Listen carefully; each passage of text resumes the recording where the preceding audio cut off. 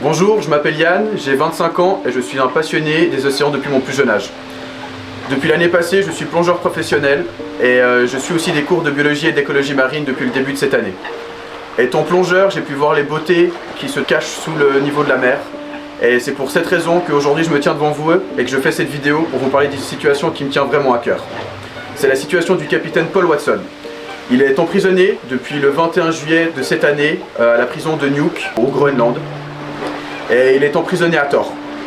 Les raisons pour lesquelles il est emprisonné, c'est qu'en 2010, il est parti avec Sea Shepherd en mission en Antarctique pour protéger les baleines, car c'est un sanctuaire protégé. Et le Japon envoie chaque année des bateaux, des baleiniers, pour prélever des baleines dans ce milieu qui est protégé et qui a été créé par différentes nations du monde. Depuis son incarcération, lors de ses différents procès, le capitaine Paul Watson n'a pas eu le droit de faire entendre ses droits humains, ses droits constitutionnels. En effet, le juge refuse catégoriquement de voir les preuves qui l'innocenteraient. Et on lui refuse aussi un interprète pour lui traduire ce qui se dit durant son procès. C'est une affaire qui est 100% politique, qui a été créée de toutes pièces par le Japon.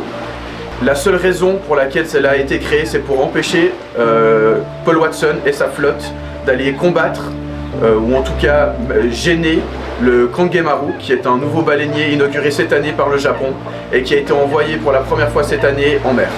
C'est aussi pour empêcher la flotte du capitaine Paul Watson de mettre en lumière le grind qui se passe actuellement au Groenland.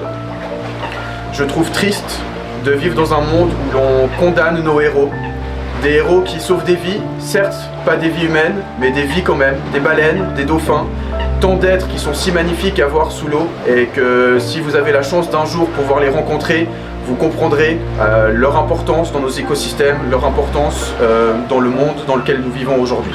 Si je me tiens aujourd'hui devant vous en faisant cette vidéo, c'est pour vous demander de vous mobiliser et de soutenir Paul Watson en signant la pétition qui a été créée par Sea Shepherd France et qui est adressée directement au gouvernement danois, leur demandant une libération directe du capitaine Paul Watson, et en vous demandant aussi de repost cette vidéo pour toucher un maximum de personnes autour de vous et aussi de pouvoir en parler autour de vous pour mobiliser, sensibiliser les gens à cette situation qui est une mascarade.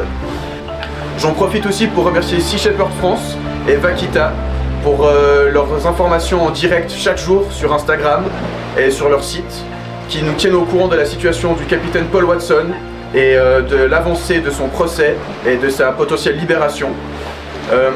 Toutes les informations, vous pouvez les trouver sur leur site ou sur leur Instagram, et je vous remercie d'avance de m'avoir écouté.